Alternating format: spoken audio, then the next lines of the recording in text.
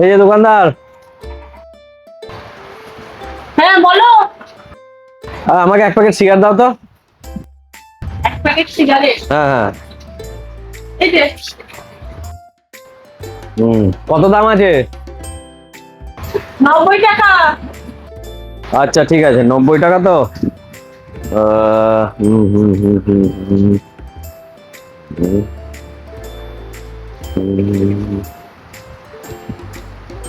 এই যে 90 টাকা। ঠিক আছে। আচ্ছা।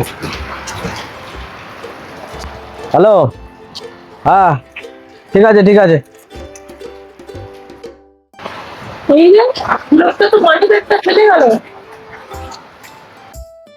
এই তো অনেক কটা টাকা রয়েছে।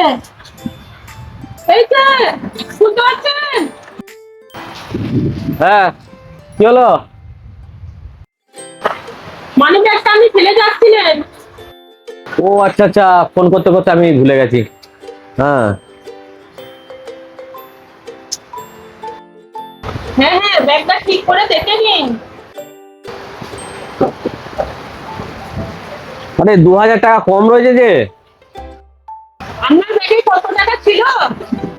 আমার ব্যাগে 20,000 টাকা ছিল, 18,000 টাকা রয়েছে। 2000 টাকা কম আছে। দিন 2000 টাকা দিন আমাকে।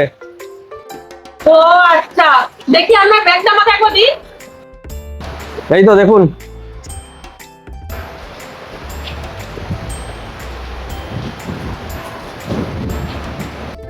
কি হলো এটা?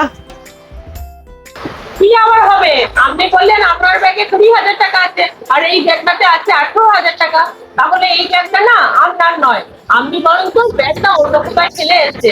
আপনি জান যে সেখানে খুঁজুন গা। মানে এইটাই আমার ব্যাগ?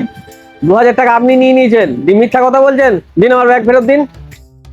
এই ব্যাগে আছে 18,000 টাকা আর আপনার ব্যাগে ছিল 20,000 টাকা। সুতরাং এই ব্যাগটা আপনার নয়। আর এটা আমার ব্যবসার জায়গায়, ব্যবসা জায়গায় দাঁড়িয়ে না আমি কোনোদিন মিথ্যা কথা বলবো না। মিথ্যা কথা বললে কোনো কাস্টমার আসতো না, তবে আমার দোকান বন্ধ হয়ে যেত। আর চোর হচ্ছেন আপনি। আপনি চলে যান, না হলে পুলিশ থেকে আমি কিন্তু ধরিয়ে দেবো।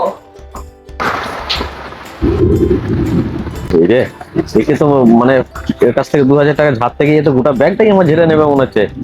না না, কিছু একটা উপায় করতে হবে, নাহলে এই ব্যাগটা নিয়ে নেবে। বলছি কিছু মনে করবেন না, আমি না তুই ইয়ার্কি মারছিলাম। তো ওই ব্যাগটা আমারই, 18,000 টাকাই ছিল। ব্যাগটা আমাকে দিয়ে দিন।